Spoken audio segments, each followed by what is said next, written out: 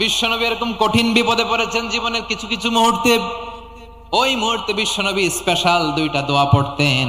এই দোয়াগুলো আপনাদেরকে জানিয়ে দেয়। বিশ্বনবী বলেন, কঠিনতম বিপদে যখন পড়বা, দেয়ালে পিঠ থেকে যায়, চোখে মুখে অন্ধকার, বাঁচার কোনো উপায় নাই, তখন পড়বা লা ইলাহা ইল্লা আনতা সুবহানাকা ইন্নী কুনতু মিনাজ জালিমিন। আল্লাহ, তুমি ছাড়া কোনো ইলাহ নাই, তুমি পবিত্র, নিশ্চয় আমি জালিমদের অন্তর্ভুক্ত। সুবহানাল্লাহ বলেন। এই দোয়া সাইয়েদনা ইউনূস আলাইহিস সালাম পড়েছিলেন যখন মাছের পেটে ছিলেন। কিসের পেটে?